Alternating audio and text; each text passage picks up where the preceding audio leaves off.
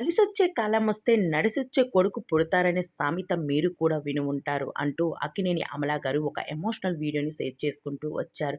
నాగ చైతన్య పసికందుగా నా చేతిలో ఉన్నాడు. అప్పటికి నేను పురిటి నొప్పులతో బాధపడకపోయినా పసికందులా నా చేతిలోకి నాగ చైతన్య గారిని నాగార్జున గారు నా చేతిలో పెట్టినప్పటికి చాలా ఆనందంగా మురిసిపోతూ నా బిడ్డను నా కళ్ళల్లో పెట్టుకొని పెంచాను.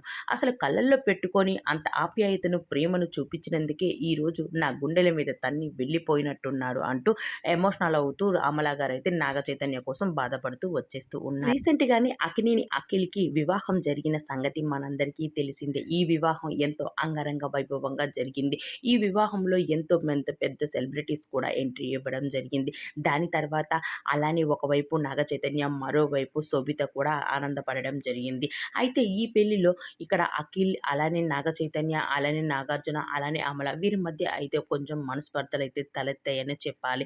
అది గూడా ఒక చీర విషయంలో. ఆ చీర తర్వాత వీరి మధ్య మనస్పర్ధలు అలా అలా కొంచెం కొంచెంగా పెరుగుతూ పెద్దవయ్యాయనే చెప్పాలి. అయితే వీరి మధ్య మాటల యుద్ధం జరగడం జరిగింది. అయితే ఈ మాటల యుద్ధంలోనే అక్కినేని అమల గారిని పట్టుకొని నాగ చైతన్య గారు నేను ఇక్కడి నుంచి తక్షణమే వెళ్ళిపోతాను నా తల్లి దగ్గరికి లేకపోయినా వెళ్ళేటట్టు తన మాటలతో అందరినీ బాధ పెట్టడంతో అమల అయితే ఎమోషనల్ జరిగిందని చెప్పాలి.